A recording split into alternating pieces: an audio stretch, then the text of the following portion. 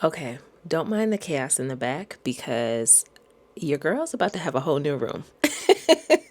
I am literally doing a revamp of my room. And if you know anything about my journey, I posted a video months ago talking about starting over at 35, how I moved back home to my parents in my childhood bedroom. I left Atlanta out of sheer obedience because I could feel that was what God was telling me to do, to come back home to Michigan and hit the restart button.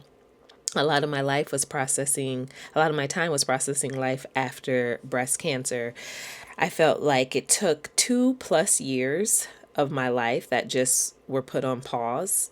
And coming back home to Michigan was more therapeutic than I expected it to be. I could tell God was doing not only a work in me, but calling me into a season for Him to completely rebuild my foundation, restore my trust in Him, restore my faith, just a season of restoration, if you will. So it's been an interesting time of being in solitude for such a long time and then coming out of that and really just walking the path and living life and being in grad school now to become a clinical mental health therapist. I'm so excited about that. I'm entering in, I just finished my first year, so I'm entering into the next season of that. But all of that to say, within seasons and changes and elevation and work that God does with us, it continues to call us to higher, it continues to call us to greater. And changing this room is going to be a part of that process. Who I was when we created this color, the wallpaper, all that jazz, was a different person. And now that I feel like I am in a less chaotic space mentally, I am just more clear, more grounded, more structured, more rooted. I feel just more rich inside with understanding of my identity and my journey and my process. I want to make sure that my environment reflects that change too. So I'm excited. You'll probably see I have like a couple paint samples on the wall there. I think I want to go with like a moody green. It was somewhere between like a terracotta, ginger, and green. Someone said to me, using their I think background in neuroscience, I may be misspeaking, but I believe that's what her background was. She was like, okay, how do you want to feel right now? She just asked me such really great questions like, am I an early riser? Different things like that. And I am. I'm a woman that typically wakes up around like somewhere between 5 to 6 a.m. is my sweet spot. Won't even lie. I woke up at 8 today.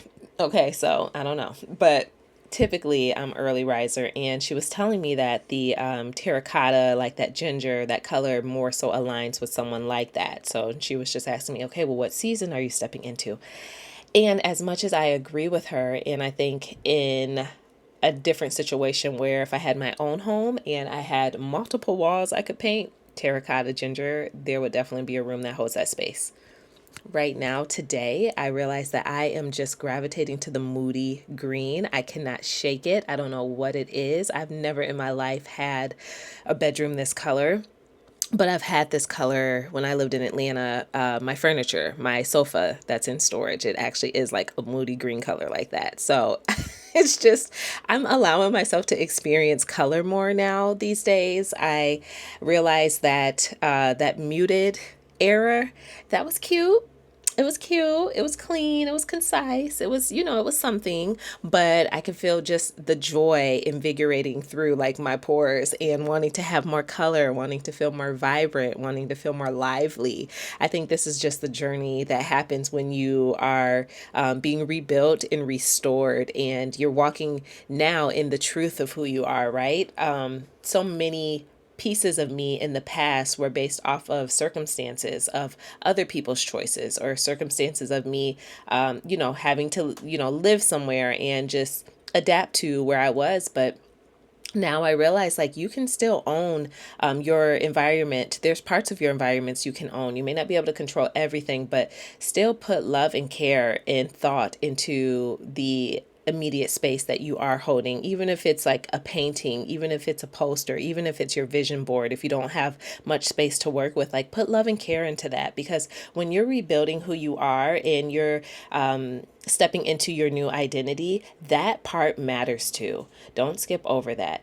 every single piece of us matters. There's a why behind everything that we do. There's a why behind why we like what we like, why colors bring joy.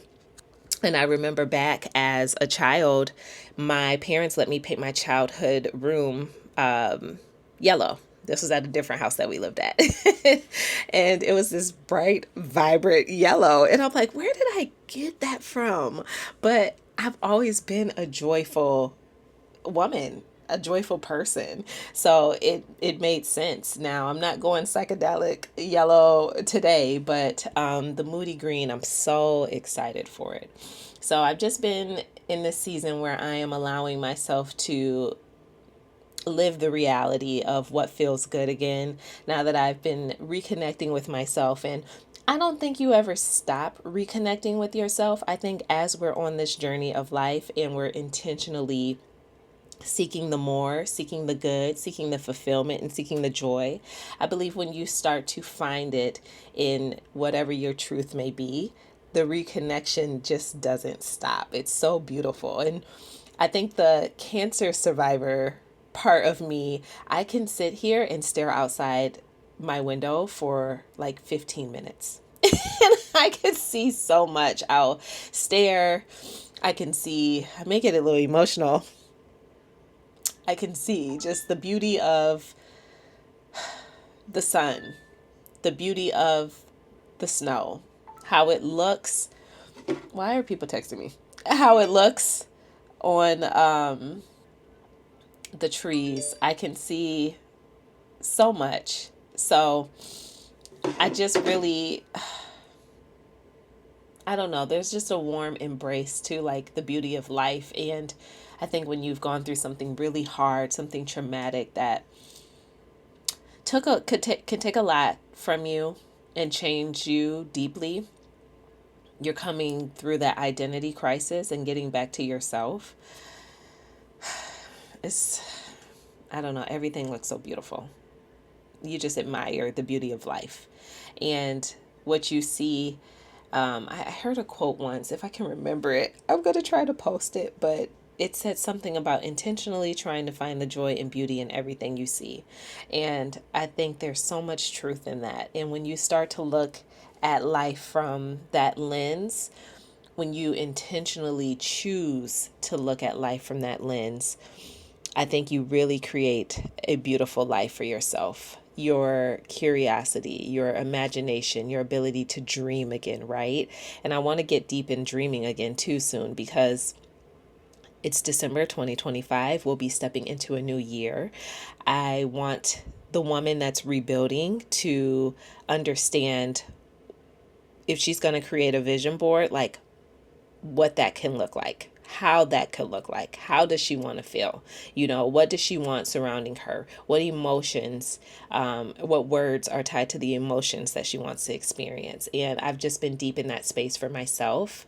That very well may be our next video and our next chit chat. I'm excited for that. I'm excited for what's to come. But I also understand the season when I wasn't, when I was kind of just in idle mode, because I was processing so many things that were happening and going on. I remember this time just a few years back where I was going through chemo. So my excitements were Fridays around 3 or 4 p.m. after finishing like an 8-hour chemo session, because I would go to chemo every single Friday. It felt like a second job. It legit was a second job. Fighting cancer is a job.